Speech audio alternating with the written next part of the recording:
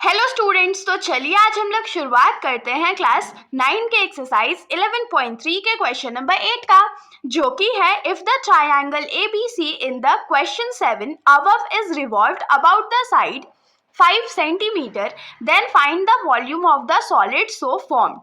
Find also the ratio of the volumes of the two solids obtained in question 7 and 8. तो इस question में हम लोगों को क्या बोला गया है कि हमने जो पिछला क्वेश्चन सॉल्व करा है क्वेश्चन नंबर 7, उसमें हमारे पास एक ट्रायंगल था ना, जिसका साइड 5 सेंटीमीटर था, 12 सेंटीमीटर था और 13 सेंटीमीटर था। और उस क्वेश्चन में हम लोगों को क्या बोला गया था कि हम लोग उस ट्रायंगल को रिवॉल्व करा रहे 12 सेंटीमीटर के थ्रू। और इस क्वेश्चन में हम लोगों को क्या बोला गया है कि इस बार उसी ट्रायंगल को रिवॉल्व तो कराया गया है, लेकिन इसका साइड चेंज हो गया है। इस बार हम लोग 12 सेंटीमीटर को नहीं 5 सेंटीमीटर को रिवॉल्व करा रहे हैं। और जो भी सॉलिड इससे फॉर्म होगा रिवॉल्व कराने के बाद, उसका हम लोगों को वॉल्यूम फाइंड करके बताना है। तो पिछला क्वेश्चन जिन्होंने नहीं देखा है वो इस वीडियो की प्लेलिस्ट पे जाकर बिल्कुल देख लोगे। बाकी जिन्होंने देखा उनको तो क्वेश्चन पता होगा कैसे सॉल्व करते हैं। तो सबसे पहले तो हम लोग फिगर ड्रॉ कर लेंगे, उससे जो सॉलिड फॉर्म होगा उसका वॉल्यूम निकाल देंगे। इस क्वेश्चन में आगे और हम लोगों को क्या बोला गया है कि 7 क्वेश्चन नंबर में और क्वेश्चन नंबर 8 में जो हम लोगों को दोनों वॉल्यूम्स मिलेंगे, हम लोगों को उसका रेशियो निकालना है। रेशियो निकालना तो बहुत सिंपल होता है ना, पहले वाले को दूसरे वाले से डिवाइड कर देंगे, सिंपल। तो चलिए शुरुआत करते हैं। तो इस बार हम लोगों को क्या बोला गया है कि फिर से हमारे पास एक राइट एंगल ट्रायंगल तो है, लेकिन इस बार ट्विस्ट क्या है क्वेश्चन में कि इस बार साइड मतलब छोटा वाला जो साइड है उसके अराउंड रिवॉल्व कराया गया, मतलब इस वाले साइड के अराउंड रिवॉल्व कराया गया है। तो ये हमारा बेस 12 सेंटीमीटर हो जाएगा। और हाइपोटेन्यूज तो चेंज होता ही नहीं है, क्योंकि वो तो राइट एंगल ट्रायंगल का सबसे लॉन्गेस्ट साइड होता है। अब जब हम लोग इस साइड को पकड़ के रिवॉल्व कराएंगे तो ये जो ट्रायंगल है कुछ इस प्रकार से रोटेट होगा, ये रिवॉल्व होगा और ये ट्रायंगल कुछ यहाँ पहुंच जाएगा इमेजिनेशन में, ठीक है। तो ये कौन सा शेप फॉर्म हो गया? कोन का शेप फॉर्म हो गया है, तो कोन का वॉल्यूम निकाल देंगे। तो हम लोग यहाँ पर क्या लिखेंगे? The triangle is revolved about the side 5 centimetre. तो यहां से हम लोग क्या लिख सकते हैं कि इस बार हमारा जो रेडियस होगा वो 12 सेंटीमीटर होगा और परपेंडिकुलर हाइट इस बार हमारा क्या हो जाएगा? तो 5 सेंटीमीटर हो जाएगा। और स्लैंट हाइट तो चेंज ही नहीं हुआ है, तो एल का वैल्यू जो है वो 13 सेंटीमीटर ही रह जाएगा।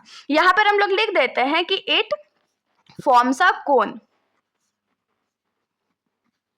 यहाँ पर हमारा कोन का भी फॉर्मेशन हो गया। अब जब कोन का फॉर्मेशन हो गया, ये सॉलिड बन गया, तो वॉल्यूम निकाल देते हैं। तो यहाँ पर क्या लिखेंगे? Volume of the cone formed is equals to क्या हो जाएगा? वॉल्यूम का फॉर्मूला क्या होता है कोन के लिए? 1/3 पाई आर स्क्वायर एच। तो 1/3 जो है वो हमारा कांस्टेंट टर्म होता है। पाई का वैल्यू हम लोग 22/7 ले लेते हैं। रेडियस हमारा क्या है? तो 12 सेंटीमीटर इंटू 12 सेंटीमीटर है।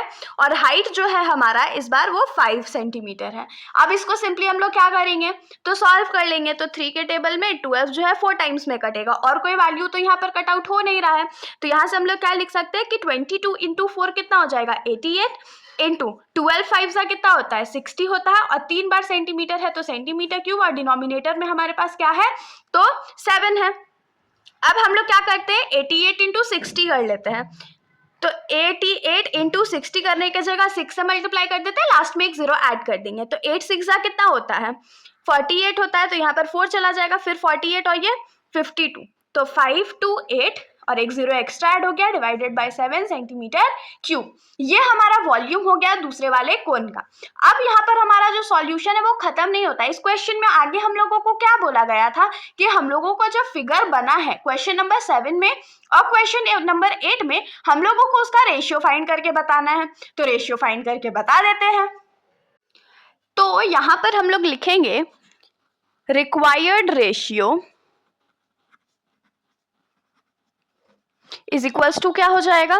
तो volume of cone in question 7 divided by volume of cone in question 8।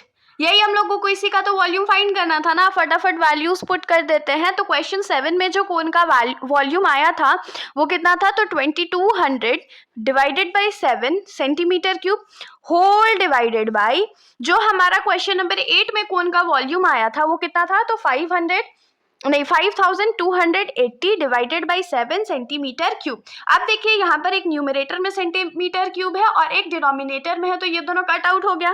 तो यहाँ से हम लोग के पास क्या बचा, 2200 divided by 7 whole divided by 5280 by 7। ठीक है, तो अब इसको जब भी हम लोग दो बार हम लोगों के पास जब डिवीजन का साइन रहता है तो हम लोग क्या करते हैं, नीचे वाला जो डिनोमिनेटर रहता है उसको हम लोग रेसिप्रोकल कर देते हैं। तो यहाँ पर जब 5280 डिवाइडेड बाई 7 को रेसिप्रोकल करेंगे तो ये क्या हो जाएगा, 2200 divided by 7 into 7 divided by 5280। ये जो 7 था वो ऊपर मल्टीप्लाई में चला गया, तो उस हिसाब से ये 7 और ये 7 कट आउट हो गया।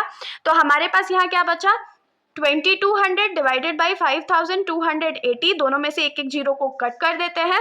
और फिर देखिए दोनों जो है वो इवन नंबर है तो दोनों को कट करेंगे 2 से कट करने पे ये 110 हो जाएगा और 2 से यही कट करने पे ये हमारा 264 हो जाएगा। फिर से दोनों इवन नंबर है तो दोनों को कट करते हैं, तो दोनों को कट करेंगे 2 से तो ये 55 हो जाएगा, इसको कट करने पे 132 हो जाएगा।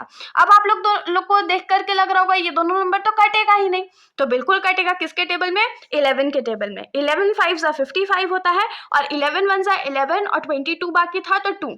तो यहाँ पर हमारा जो रेशियो है वो क्या आ गया, 5/12। तो यहाँ पर अब हम लोग लास्ट स्टेटमेंट लिखेंगे, hence the required ratio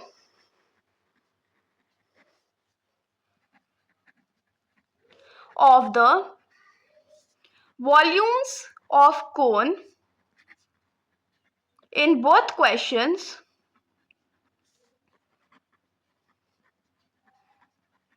is 5:12। ये हमारा आंसर हो गया। तो इसके साथ हमारा ये जो सॉल्यूशन है यहीं पर खत्म हो जाता है। अगर आप लोगों को कोई भी डाउट हो तो आप लोग बेशक कमेंट सेक्शन में पूछ सकते हो, वरना अगर आप लोगों को वीडियो अच्छी लगी तो वीडियो को लाइक करिएगा और मेरे चैनल को बिना सब्सक्राइब करे कहीं भी मत जाइएगा। Thank you.